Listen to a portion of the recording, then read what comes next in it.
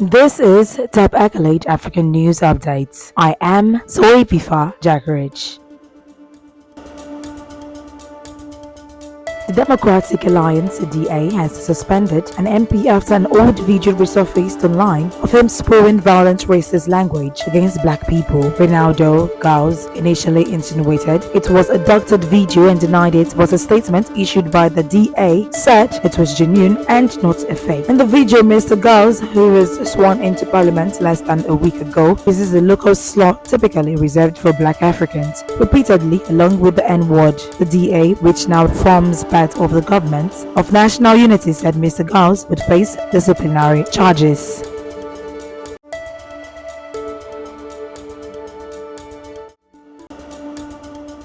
A bold and new generation of young Kenyan protesters have emerged on the streets, forcing the government to back down on some of a slew of unpopular tax proposals. What started as anger on TikTok about a controversial finance bill has morphed into a revolt. Without being organized, the government of President William Ruto has managed to do what generations of politicians in the East African nation have failed to do: unite huge numbers of Kenyans beyond ethnicity and party. Hundreds of trainers wearing protesters who feel Kenyans are already overtaxed with little to show for it, braved tear gas lobbed by police to march through the capital, Nairobi, bringing the city's central business districts to a standstill. Armed with their smartphones, they live-streamed the intense confrontation with officers. Reporters duped occupied parliament were coordinated and mobilized on social media, in contrast to those led and sponsored by politicians. Organizers encouraged fellow protesters to wear black cloth, but some still turned up in ripped jeans and stylish hairdos. The youthful demonstrators,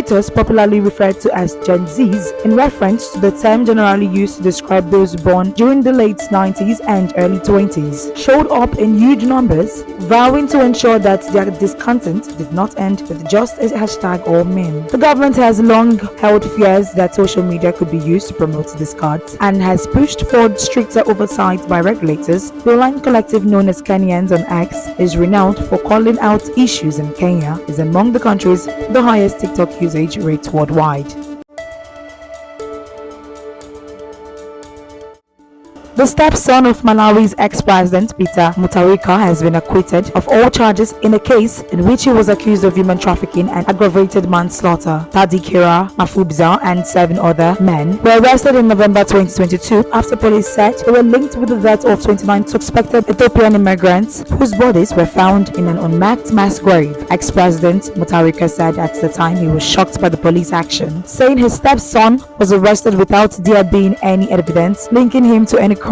After an ordeal lasting more than 19 months, Mr. Mafubza and his co-accused were cleared following a full trial. Mr. Mafubza himself declined to comment on his acquittal as he left the courtroom, only stopping to pose for photographers' pictures. In October 2022, police found a grave filled with dozens of bodies in the forest in the northern district of Mzimba after young boys reportedly detected a foul smell. The corpses were of 4 boys and men believed to be Ethiopian migrants being trafficked to South Africa. Malawi is a major trafficking route for migrants from Ethiopia and Somalia. After police launched a search for Mr. Mafubza, he handed himself over at their headquarters in the capital, Lilongwe. The former governing Democratic Party, Progress Party (DPP), had described this arrest as a political witch hunt against Mr. Mutharika's family and his supporters.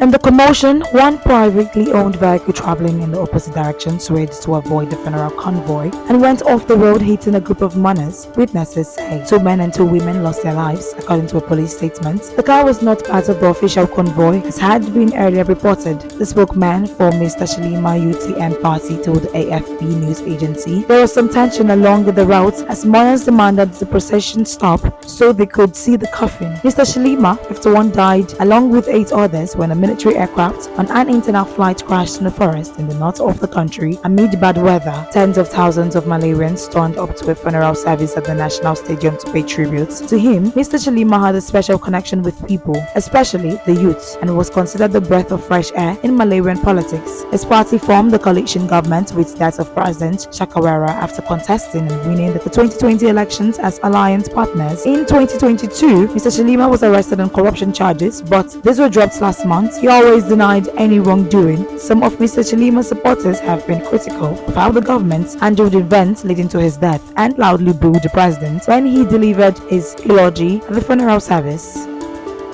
That is the size of top accolade African news update. You can follow us on our social media platforms as displayed on your screen. Happy Thursday.